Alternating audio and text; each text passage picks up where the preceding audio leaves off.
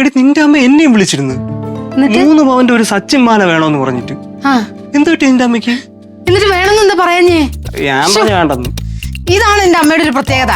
സ്നേഹം കൂടി അപ്പ സ്വർണ്ണമാല വാങ്ങിച്ചു. അതുപോലെ അടുത്ത ആഴ്ച ഊരി എടുത്തോണ്ടും പോകും. പിന്നെ നിന്റെ അമ്മയ്ക്ക് മാത്രമല്ല, അച്ഛനും എന്തോ പ്രശ്നമുണ്ട്. ഇന്നലെ രാത്രി ഒരു 1:30 ഞാൻ വെള്ളം കുടിക്കാൻ എണീച്ചപ്പോ എനിക്കൊരു കോള് വന്നു. കോൾ എടുത്തപ്പോഴത്തേക്ക് നിന്റെ അച്ഛനായിരുന്നു. ഓടി വേണോന്ന് ചോദിച്ചു. ഞാൻ ഉറക്കപ്പിച്ചതിൽ ഓടി എണീറ്റെന്നാ ഓടി വീണെന്നാന്ന് തോന്നാണ് കേട്ടത്. ഒന്നും കൂടെ ശ്രദ്ധിച്ചു കേട്ടപ്പോഴാണ് ഓടി വേണോ മോന് ബെൻസ് വേണോ നീ സെലക്ട് ചെയ്തിട്ട് പറയാം. കാറോ?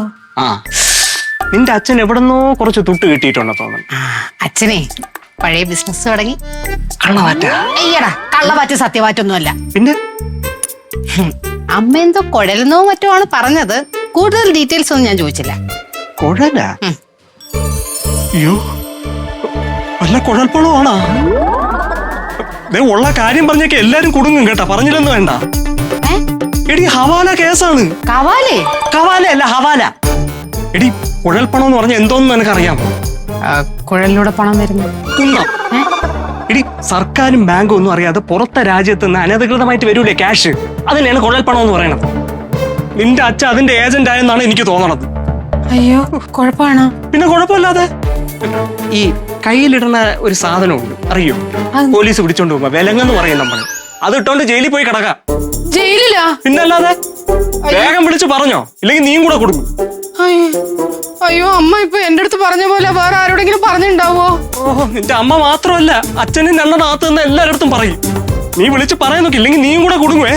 ദൈവമേ, അപ്പൊ ഈ മാലയും പിങ്കി പോക്ക് തന്ന അറിഞ്ഞാണോ ഒക്കെ? എന്നാ ഹവാലയായിരിക്കും. അയ്യോ പ്രശോഭേട്ടാ, എന്ത് ചെയ്യും? എന്നെ വിളിക്കണ്ട, നീ വിളിച്ച് പറഞ്ഞോണ്ടാ മതി.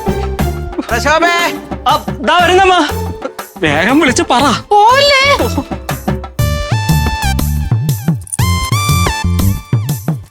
എനിക്കെങ്ങും വേണ്ട. ഫോണവിടെ. സമയം ഇതെവിടെ പോയി കിടക്കും? ഓ, നീ എന്താണ് ഇത്രയും താമസിച്ചേ? അമ്മ കുറച്ച് സംസാരിച്ചോണ്ട് വന്നേ ലക്ഷ്മിയോട്. എന്താ ലക്ഷ്മിയോട് സംസാരിക്കാൻ? അതൊന്നുമില്ല, നമ്മുടെ സുനിതാന്റിയെ ലക്ഷ്മിക്ക് ഒരു സ്വർണ്ണമാല കൊടുത്തെന്ന് പറഞ്ഞു. അത് നല്ല കാര്യമല്ലേടാ, അമ്മ മോക്ക് ഒരു സ്വർണ്ണമാല വാങ്ങിച്ചു കൊടുക്കുന്നത്. നല്ല കാര്യമൊക്കെ തന്നെ അമ്മ, പക്ഷെ ഇത്രയും പൈസ പെട്ടെന്ന് എവിടെ നിന്നാണ്? അല്ല, അതിപ്പോ അവരുടെ കാണുമായിരിക്കും, ആർക്കറിയാം. ഞാൻ ചോദിച്ചപ്പം പുതിയ ബിസിനസ് തുടങ്ങിയെന്ന് പറയണം. ആര്? മേനോനങ്ങളെ. ശരി. എന്തോ കുഴൽ കിണറിന്റെ അങ്ങനെ എന്തോ പറയുന്ന കേട്ട്. അതായത് കുഴൽ പണോ? എന്തൊക്കെ പറയുന്നതെന്ന് തോന്നി. എനിക്ക് എന്നെ ഒരു പിടിയും കിട്ടത്തില്ലേ ദൈവമേ. കുഴൽ കിണറ്, കുഴൽ പണമോ? അല്ലാതെ പൈസ വരെ ഇവിടെ നിന്നാണ് ചാൻസ് എന്നാണ് ഞാൻ നോക്കണം. ശരി, പോണ്ടേ? അപ്പൊ പിന്നെ പോണ്ടെന്തോ. കൊച്ചമ്മ, ഓ, രസകരമായ കുറെ സംഭവങ്ങൾ ഉണ്ടായി, അതൊന്നും പറയാന്ന് വിചാരിച്ച്. കുഞ്ഞും കൂടെ ഉണ്ടല്ലോ. ഇന്നലെ രാത്രി ഒരു സ്വപ്നം. ചില സ്വപ്നങ്ങൾ ഫലിക്കുന്നാണല്ലോ. അതെ. അതായത് ഒരു ഭാഗ്യം വരാൻ പോകുന്നു. എന്തോ വലിയൊരു ഭാഗ്യം. ഞാനിങ്ങനെ വലിയൊരു കാറിൽ വന്ന് ഇറങ്ങുന്നു. 2 പേര് വന്ന് ഡോറ് തുറക്കുന്നു. ഡോറ് തുറക്കാൻ 2 പേര് ഒരു ഡോർ. അല്ലല്ല, അപ്പം നേരെ പോകുന്നു. പെട്ടെന്ന് ചായ കൊണ്ടുവരുന്നു. ചായ വേണ്ടാന്ന് ഞാൻ ആക്രോശിക്കുന്നു. പെട്ടെന്ന് ജ്യൂസ് കൊണ്ടുവരുന്നു. സെറ്റപ്പ്. എനിക്ക് വയ്യ. അപ്പോൾ ദൂരെ കൂട്ടി കൊച്ചമ്മ ഇങ്ങനെ കാറിൽ ഇങ്ങനെ പാസ് ചെയ്ത് പോകുന്നു. കൊച്ചമ്മ പെട്ടെന്ന് നിർത്തി. അപ്പൊ ദീപുവിനെ കണ്ണ് കാണിച്ചു. ദീപു ഉടനെ വണ്ടി നിർത്തി. പെട്ടെന്ന് ഗ്ലാസ് ഒക്കെ താഴ്ത്തിട്ട്, സുഖം തന്നെയാടാ. അപ്പൊ ഞാൻ ഡ്രൈവ് ചെയ്തോണ്ടിരിക്കാം. ഡ്രൈവ് തന്നെ ഏത് ഭാഗത്ത് ഇരുത്തിയിട്ടുണ്ട്. സുഖം. കൊച്ചമ്മ, ബിസിനസ് ഒക്കെ എങ്ങനെ പോകുന്നു? കുഴപ്പമില്ല. പ്രസവത്തിന് സുഖം തന്നെയല്ലോ, പ്രതീക്ഷത്തിന് സുഖം തന്നെയല്ലോ എന്ന് പറഞ്ഞ വിശേഷങ്ങളൊക്കെ പെട്ടെന്ന് കൊച്ചമ്മ അങ്ങ് പാസ് ചെയ്ത് പോയി. ഞാനും കൊച്ചമ്മ, അതാണ് ഞാൻ പറഞ്ഞു വരുന്നത്.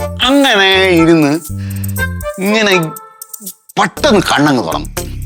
നോക്കിയപ്പോ 3 മണി. ഞാൻ അപ്പോഴാണ് ആലോചിച്ചത്, 2 മണിക്ക് 4 മണിക്ക് ഇടയ്ക്ക് കാണുന്ന സ്വപ്നം ഫലിക്കും.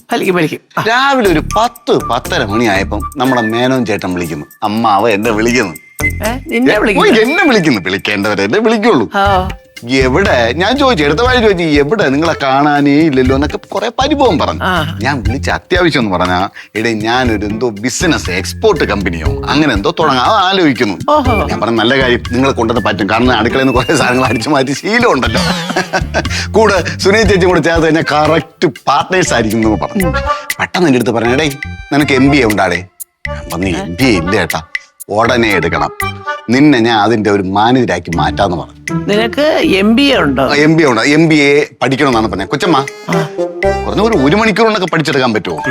അത്ര അത് വേണ്ട, അരമണിക്കൂർ മതിയല്ലേ, കാരണം ചിലപ്പോ നാളെ മറ്റന്നാൾ തുടങ്ങാനുണ്ടെങ്കിൽ പെട്ടെന്ന് MBA എന്നൊക്കെ പറഞ്ഞാൽ മേനോന്റെ MBA 10 മിനിറ്റ് മതിയടാ. തന്നല്ലേ, അതായിരിക്കും സ്വപ്നം ഇതുമായിട്ട് നോക്കും കറക്റ്റായി. കൊച്ചമ്മ ഒരു കാര്യം ഞാൻ പറയാം, രാവിലെ 10 മണി വരെ വൈകുന്നേരം 5 മണി കഴിഞ്ഞാൽ ഞാൻ ഇവിടെ ഒന്ന് ജോലിയെല്ലാം തീർക്കും.